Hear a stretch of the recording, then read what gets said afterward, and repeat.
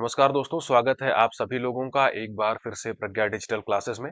दोस्तों, अगर आप सोशल मीडिया वगैरह चलाते हैं तो एक चीज आपने जरूर ऑब्जर्व की होगी पिछले कुछ समय में, पिछले कई सालों में इनफैक्ट, कि बैंगलोर में जो लोग रहते हैं उनको लैंग्वेज का बड़ा प्रॉब्लम फेस करना पड़ता है। अच्छा, बैंगलोर एक मेट्रोपॉलिटन सिटी है जो आईटी सेक्टर का हब है। तो चूंकि वो आईटी सेक्टर का हब है तो सिर्फ कर्नाटका के लोग और कन्नड़ा स्पीकिंग लोग वहां नहीं रहते हैं।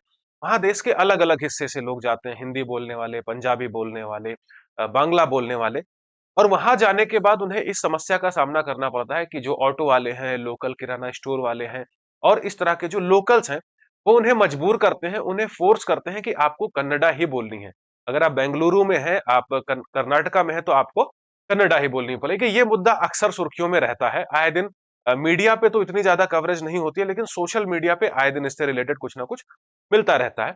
उसी तरह से साउथ के स्टेट तमिलनाडु में इन दोनों लैंग्वेज को लेकर के एक नई जंग छिड़ी हुई है। जंग छेड़ दी है डीएमके के जो यूथ विंग के लीडर है, उदयनिधि स्टालिन ने। ठीक है, ये एक स्टेटमेंट है, ये न्यूज की पेपर की क्लिपिंग है। Udhayanidhi warns of language war if BJP government imposes Hindi on Tamil Nadu. देखिए, तमिलनाडु में हिंदी इम्पोजिशन का मसला कोई आज का नहीं है, ये बहुत पुराना है।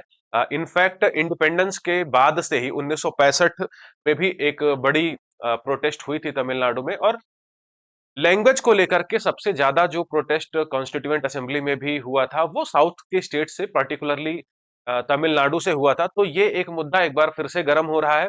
दरअसल ये सारा कुछ इमर्ज हो रहा है न्यू एजुकेशन पॉलिसी से। अगर आपको याद होगा तो आज से करीब 4 साल पहले, यानी कि 2020 में लगभग, सरकार न्यू एजुकेशन पॉलिसी लेके आई थी। और न्यू एजुकेशन पॉलिसी में एक चीज थी कि जो थ्री लैंग्वेज फार्मूला है उसको दोबारा से रीइंस्टेट करने की बात की गई थी।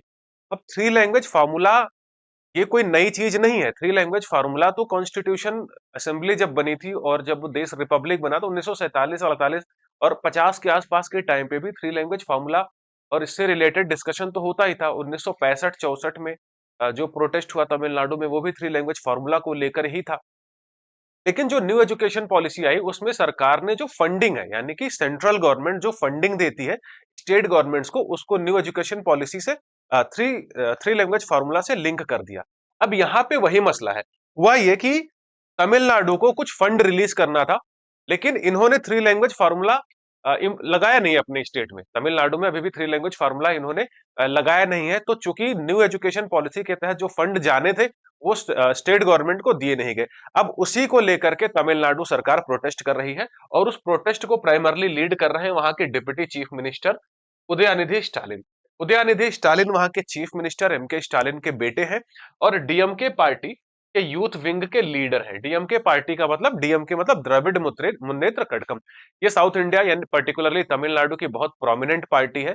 और इस पार्टी का जो जन्म है, इसकी ओरिजिन है, ये एंटी हिंदी और एंटी हिंदू प्रोटेस्ट से ही जन्मा है। शुरुआत से इनकी पूरी पॉलिसी, इनकी पूरी पॉलिटिक्स इसी के इर्द गिर्द घूमती है, यानी कि हिंदी का अपोज करना, ये इनकी पॉलिटिक्स का मेन पार्ट है। तो डीएमके के यूथ विंग के लीडर ये पिछले काफी समय से प्रोटेस्ट कर रहे हैं कि अगर केंद्र सरकार हम पे हिंदी इंपोज करेगी, उनका मानना है कि जो थ्री लैंग्वेज फार्मूला है वो हिंदी इंपोज करने जैसा है, जबरदस्ती हिंदी थोपने जैसा है।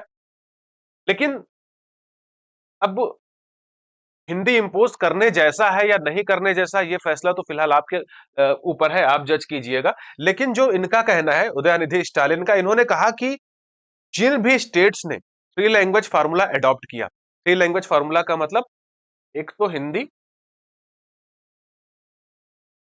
एक स्टेट की भाषा और एक इंग्लिश। ठीक है, प्राइमरली यही हुआ। जैसे कि कर्नाटका का एग्जांपल लें तो कर्नाटका का हिंदी, इंग्लिश और कन्नड़ा, कन्नड़ा जो वहां की लोकल लैंग्वेज है। थ्री लैंग्वेज फार्मूला बेसिकली ये होता है कि स्कूल्स में बच्चों को तीन भाषाएं पढ़ाई जाएंगी। ठीक है, लेकिन तमिलनाडु ने ऐसा नहीं किया।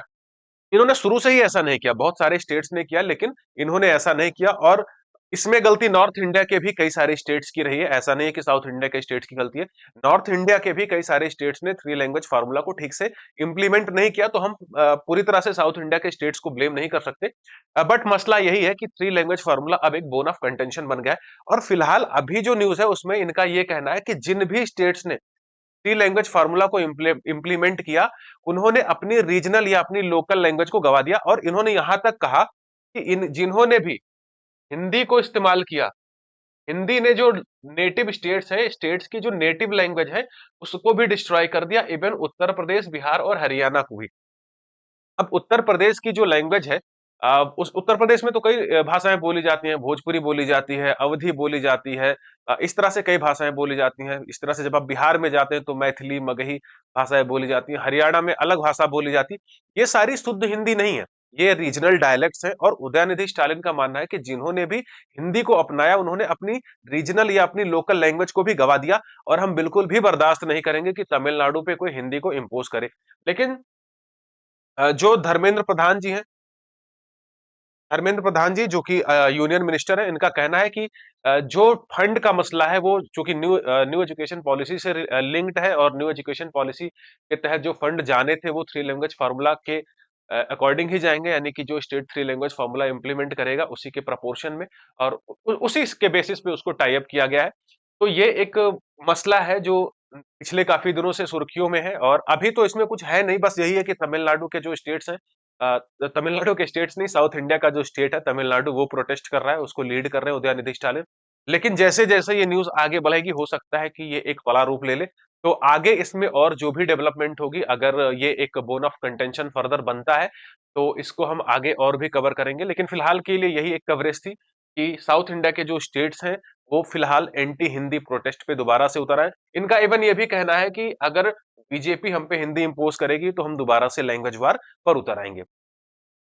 तो फिलहाल इस आर्टिकल में इतना ही है, आगे जो भी नई कवरेज आएगी उसको हम फिर किसी और आर्टिकल में करेंगे। तो मिलते मिलते हैं अगली वीडियो में, तब तक के लिए गुड बाय।